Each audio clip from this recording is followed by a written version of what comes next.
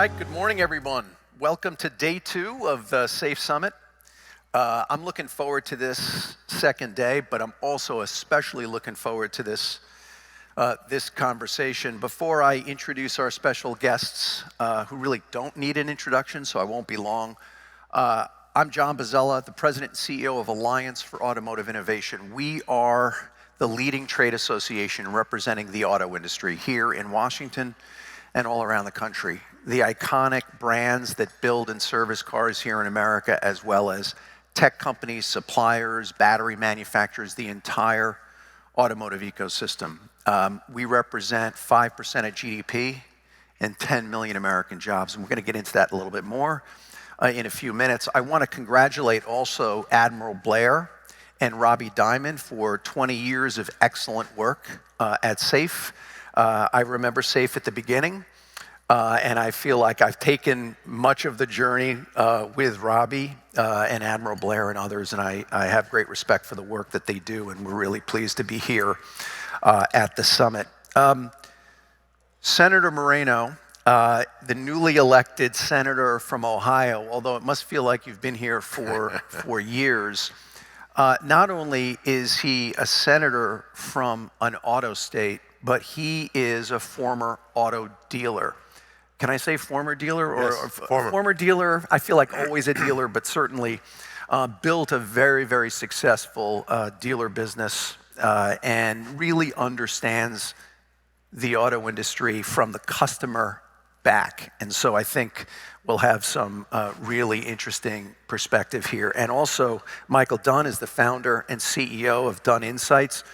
Michael Dunne, if you haven't had a chance to talk to him, Michael understands the tectonic shifts in the auto industry, automation, connectivity, electrification, but he also has a worldview. He understands the competitive dynamics of the industry globally, and especially will have some insights about China. So let me jump in. Senator Moreno, first to you.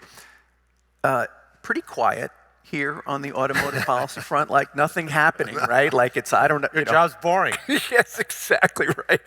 All right, so, but let's zoom out a little bit. I want to pose a thesis to you.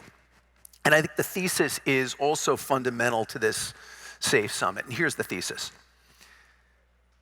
An automotive industry, a cutting-edge, thriving, competitive automotive industry is a prized asset among major countries around the world, certainly industrial powers around the world.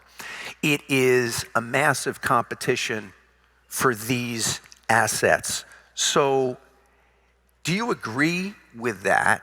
And if you do, what is it that we need to do?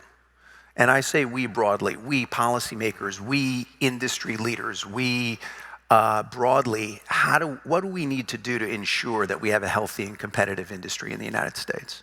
Well, first of all, John, I couldn't agree with you more. Look, obviously, I have a special place in my heart for the automobile business. It's what I did most of my adult life. We certainly, as you know, did not invent the automobile, but we invented what it became.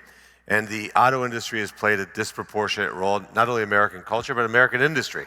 So in Ohio, we make a lot of cars, but we mostly make auto parts. Michigan, of course, leads the way or led the way in auto assembly. I think when you look at the we, when I talk about the we here in Washington, D.C., what we have to do to ensure a thriving auto business is to create the best tax environment on earth, create the best regulatory environment on earth, make certain that we have a good workforce policies so that we have skilled workers that are matched to the needs of the industry. And then most importantly, have the humility to understand the most effective means for the car companies to thrive is to allow them to listen to their dealers who are listening to their customers every single day in the showroom and not interject themselves and say, hey, look, I know customers want this, but you really should or must make this, because that doesn't work. And I think over the last 4 years, the industry was hammered by every single one of those dynamics being off. And as a result, our car companies have not been as successful financially as they could or will be. And I think we're about to enter the golden age of the automobile. I think it's going to be an area where the transportation sector can be more than 10% of our GDP. And the companies that are based here in America are going to be incredibly successful in the long run. I would go long on the auto industry. I love it. So let me probe a little bit more about that before I get to Michael. You have a bill, the Transportation Freedom Act, that addresses some of these issues. So talk a little bit about what that bill is and what you're trying to accomplish. Yeah, the one thing that uniquely Washington, D.C. is charged with doing is regulating interstate commerce. So if you think about the car business, if you're a car company, it doesn't matter which one, you need to know what the rules are going to be regulatorily. And when you allow certain states to say, hey, we want this, and the federal government wants something different, it forces you to duplicate efforts, maybe even make one or two or even three versions of a car, because you don't know what the rules of the road are going to be in 2030, 31, 32. So what our bill does is very, very simple. It says, here's 10 years of regulations, 10 years, so a 10-year window, that the standards are aspirational and technologically achievable. They were built in consensus with the industry, not put on the industry, and no state is allowed to have a waiver or an exception to the federal standards. I think if we do that, it will really save the auto business in America in a big way. Because you got to remember who our strategic adversary is, which is China. And in China, the government, you can say a lot of bad things about the Chinese government, and there's plenty to talk about. But the one thing they do is make certain that their businesses are extraordinarily successful. On the other side, we've had a regime here in D.C. where it seemed like the government wanted our companies to be extremely unsuccessful. And so changing that mentality is critical. Thank you.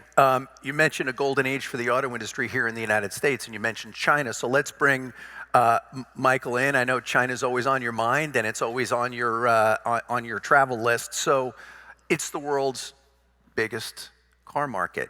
It's the world's largest automotive exporter. It's the world's largest EV market. It also has an enormous amount of automotive manufacturing capacity, much more than it could possibly consume domestically. So what's happening in China? Should policymakers be concerned? Is it a competitive threat to the industry and therefore to our economic and national security? 天下大乱，形势大好. That's a famous quote from Chairman Mao, and it translates as, everything under the heavens is in utter chaos. The situation is excellent for me. And I think that's exactly what is keeping the CEOs of Western automakers up at night. I know it. I'm just back from Europe, before that Japan. They're experiencing a double shock. Think earthquake followed by a tsunami. So what was the earthquake? For years, Western automakers went into China and saw nothing but growth and profits forever. That all changed starting in 2020 when the market shifted at speed to electric vehicles and at speed to Chinese brands.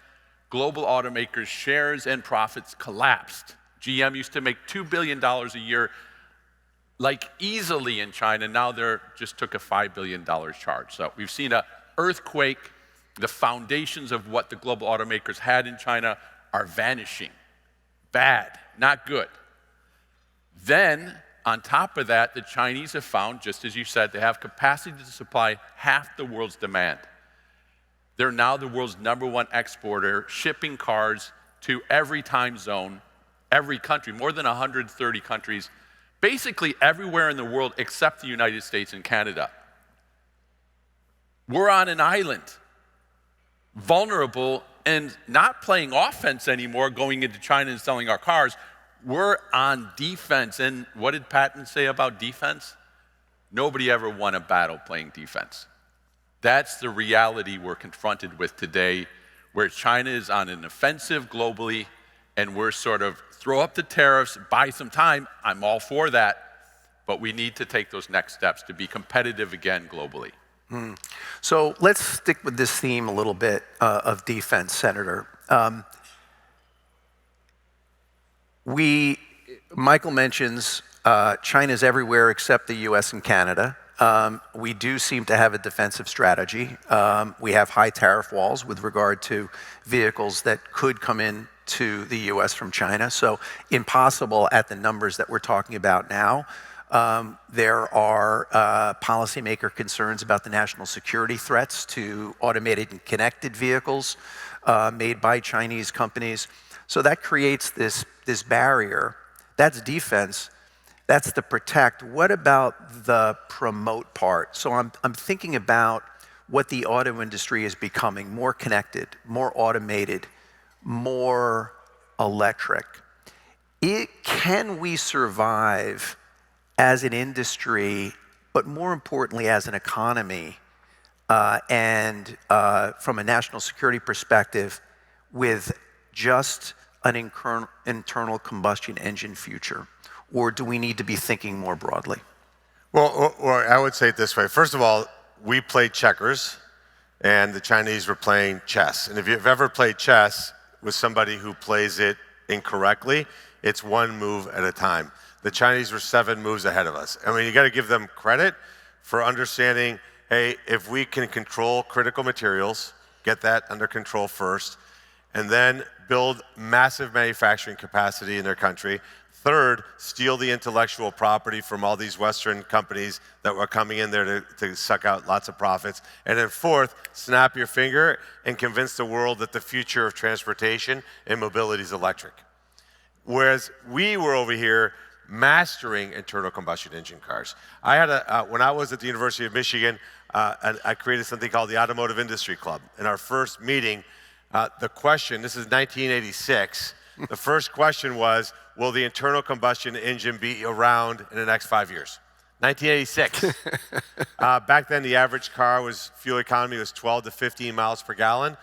We have perfected and continue to do better and better on emissions, fuel economy, noise, all kinds of ways. And yet, we had a strategic advantage there and handed that strategic advantage to the Chinese because they could not compete with us with ICE cars. So first of all, the future of mobility is what consumers decide that they want that to be. It can never and should never be policymakers. So what we have to do is, as a Western alliance, understand that let's let our free markets work. Consumer choice is what will dictate it. And at the same time, understand that it's an existential threat to allow one country, China, to have this massive manufacturing capacity to absolutely collapse our auto industry with massive government subsidies. And they can't compete with ICE. So we should have policies in place, again, to strengthen our companies, make certain taxes are good, regulations good. Like if you look at, in the Biden administration, they wanted more manufacturing capacity. Go talk to anybody who was building manufacturing facilities. Because of NEPA and all kinds of crazy regulations, they couldn't do it. It took years. In China, a company wants to build a factory, they need to close up rivers or streams or move people. Snap their fingers, it's done. So we have to play offense by playing to our strengths. I don't know what the future of mobility is. If any of us individually in this room knew, we would all be multi-billionaires. Maybe it's hydrogen, maybe it's fuel cell, maybe it's something that some 19-year-old at MIT right now is dreaming up in his dorm room that we can't even fathom. That's what makes our system work. But government saying, no, it's only electric. You must put a battery and only a battery. I used to say this, and sorry for the long answer, John. Imagine if I said to you, internal combustion engines didn't exist. We lived in a world where in 1905, electric became the standard. And I, as a new entrepreneur, said, hey, I got this idea.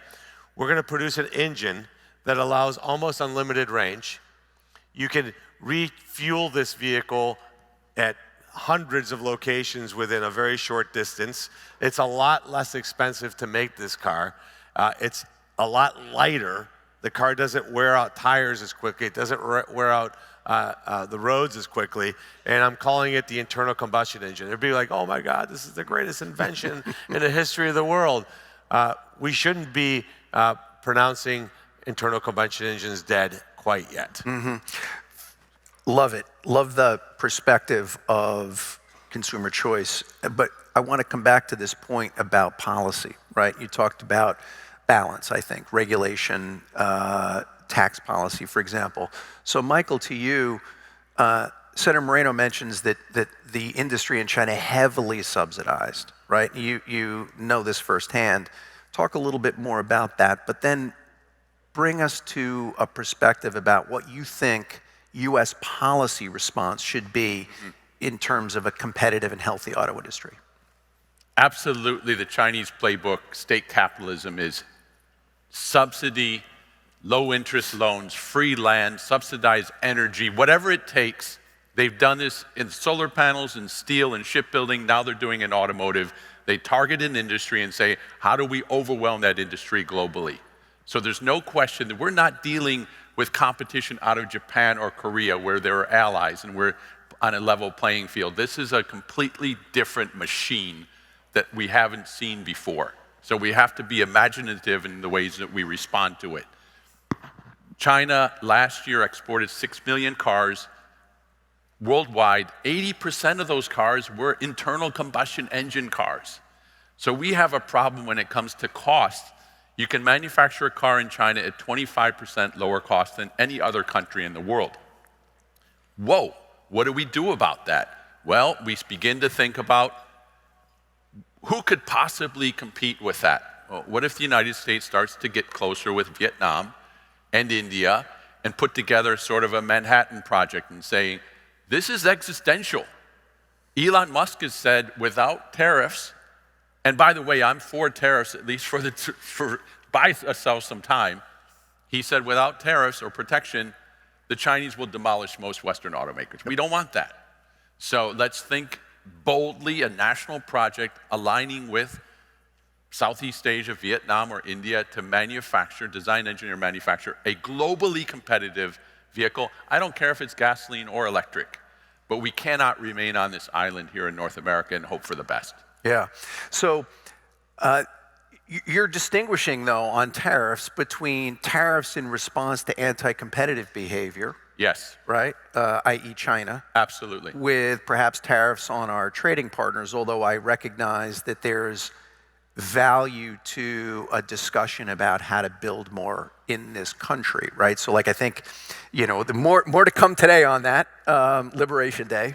But I want to probe a little bit. Michael, go ahead. Just very, very briefly. Tariffs, if we look at the China example, what did they do 25 years ago? They put in place 100% tariffs and said, we don't want any imports. If you want to sell into our market, you must manufacture here. So by the same logic, the United States is saying, we're putting up tariffs. You want access to this highly lucrative market, you build here. And the Chinese would have no argument because it's exactly what they do. And today, imports into China account for 3% of total sales. 3. U.S., about 48%. Yeah, and let me just piggyback on that point. And again, we shouldn't be looking backwards. We have to look forward. But we also have to learn the lessons of the past. That was catastrophically stupid from our policymakers. The fact that we had people in this town that allowed that to happen, where the Chinese were putting up tariffs like that, adding non-tariff barriers, adding massive subsidies, and we got played like suckers. And when President Trump talks about these, exactly right. But look, the reality is you can't compete with a country that's willing to enslave their population for the purposes of dominating manufacturing. We don't want auto workers in Ohio or Michigan or anywhere else getting paid the same way that auto slaves in China get paid. So when you have a country that's misbehaving in that way, yes, you have to put up massive as a Western alliance because that's devastating for our economy. The one thing Henry Ford taught us is that the workers who make these cars should be able to afford the very products they're making. And so we should celebrate the fact that auto workers get paid well in America. Because ultimately, as I say this to my dealer friends, like you need customers for these cars. If we wipe out our middle class, who's going to buy these cars? Are we going to have a society where everybody buys Ferraris and Rolls Royces and nobody else can afford an automobile? Like that's what Henry Ford taught us 100+ years ago. So we have to understand this is an existential threat to our middle class. And if you drive around Ohio or Michigan or Indiana or Pennsylvania, it's not academic, it's visual. Yes. I want to come back to that question in China in a second, but and we're going to, it gets late early around here. This is a fascinating conversation. We could go all day. Let me probe this idea, though, of national security a little bit more. I was at a dinner 2 nights ago, and in the room were a number of former generals and admirals. And the conversation was around this nexus between the automotive industry and national defense.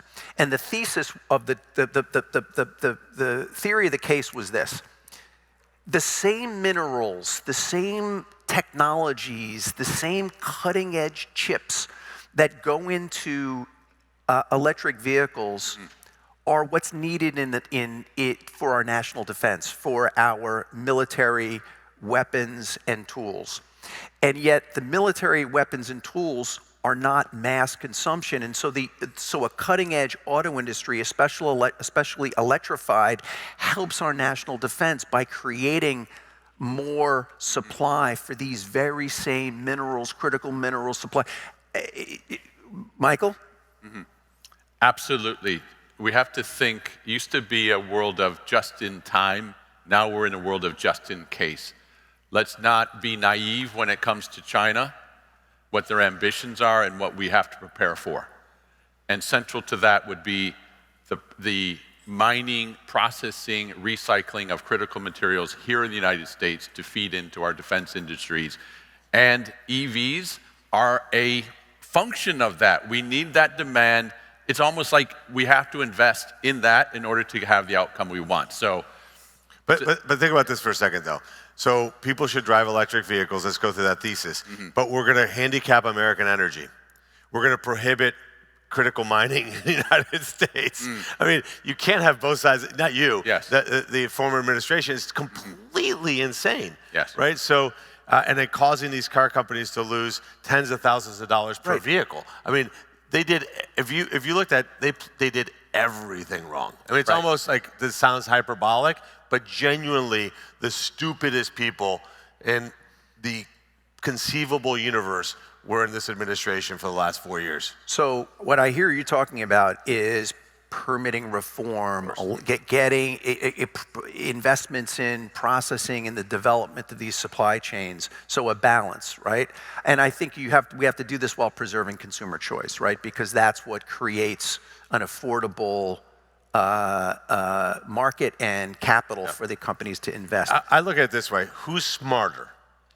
The world of Western consumers, take that population, the world of Western consumers making millions of decisions themselves, or the dictator from China and his merry band of cabinet people? Like, who's smarter? I will put my money on the Western consumer all day, every day. Right.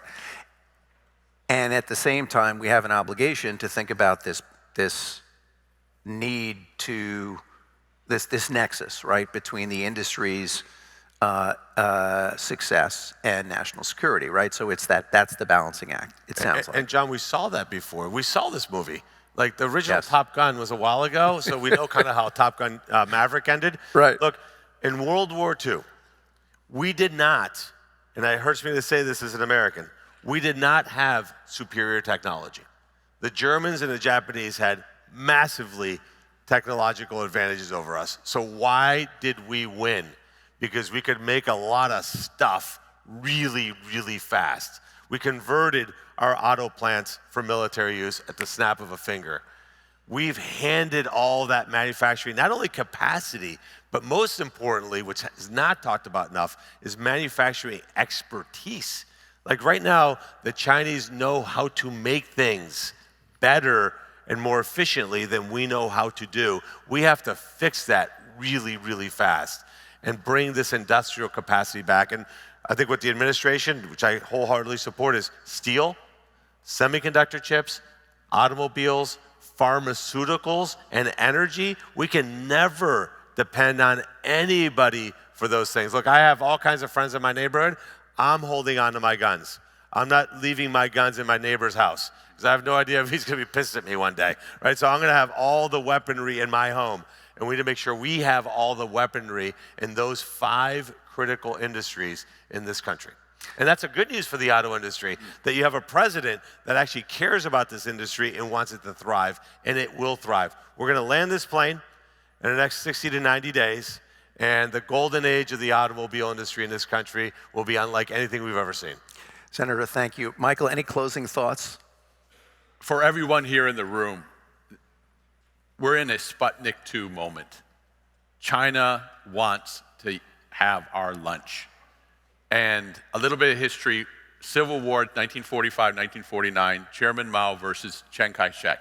The nationalists had bases along the coast, the affluent coast. Chairman Mao said, how are we going to take down Chiang Kai-shek, who's backed by the United States? We're going to take the countryside, he said. 以农村包围城市, we're going to take the countryside, surround the cities, and eventually overwhelm them. If we look at the map of the world today, the Chinese are flooding into Mexico, Brazil, Australia, the UK, everywhere but here. We're being surrounded. There's an urgency to act now to be competitive once again. Senator Bernie Moreno, Michael Dunne, thank you so much for a great conversation. Thank you. Please. Thank you, guys.